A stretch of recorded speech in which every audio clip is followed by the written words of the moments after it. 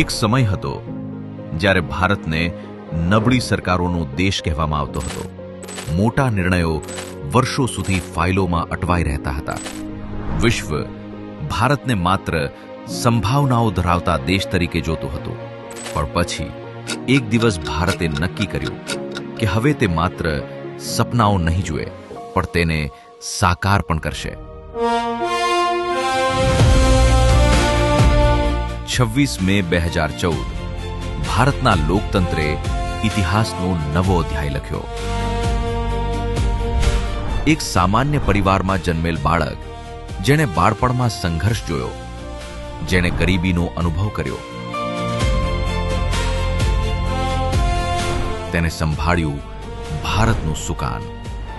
એ દિવસે માત્ર સરકાર નહોતી બદલાઈ, ભારતની વિચારધારા બદલાવાની શરૂઆત થઈ હતી. 2014માં ભારતીય જનતા પાર્ટીએ પૂર્ણ બહુમતી મેળવી. 30 વર્ષ પછી ભારતને મળી એક સ્થિર અને મજબૂત સરકાર. અને અહીંથી શરૂ થયો મોદી યુગ. Vande Bharat, expressway, digital India, UPI, Jan Dhan Yojana, Ujjwala, Har Ghar Jal, Pradhan Mantri Awas Yojana, make in India, semiconductor mission, Chandrayaan, G20. આ 12 વર્ષોમાં ભારતે વિકાસને નવી ગતિ આપી, ટેકનોલોજીને સામાન્ય નાગરિક સુધી પહોંચાડી, ગરીબ કલ્યાણને નવી શક્તિ આપી અને આત્મનિર્ભર ભારતના સંકલ્પને જન આંદોલનમાં ફેરવ્યું.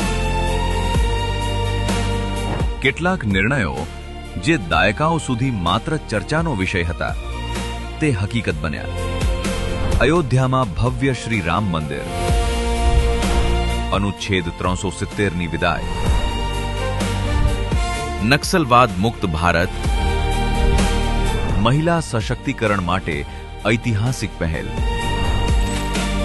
અને વિકસિત ભારત 2047નો સંકલ્પ. આજે વિશ્વ ભારત તરફ જોઈ રહ્યું છે. G20 થી લઈને ગ્લોબલ સાઉથ સુધી ભારત હવે માત્ર ભાગીદાર નથી, પરંતુ નેતૃત્વ કરનાર રાષ્ટ્ર બનીને ઉભર્યું છે.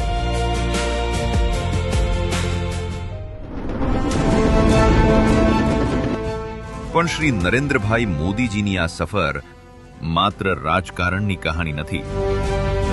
આ એ ખેડૂતની કહાની છે જેને સન્માન મળ્યું. આ એ મહિલાની કહાની છે જેને સશક્તિકરણ મળ્યું. આ એ યુવાનની કહાની છે જેને નવા અવસર મળ્યા. અને આ એ ભારતની કહાની છે જેને ફરી એકવાર પોતાના પર વિશ્વાસ કરવાનું શીખ્યું. 12 વર્ષ, અસંખ્ય નિર્ણયો, અગણિત ઉપલબ્ધિઓ અને એક જ ધ્યેય, વિકસિત ભારત. आजादी के 100 साल ऐसे बनाएंगे कि दुनिया में विकसित भारत का झंडा फहरता होगा.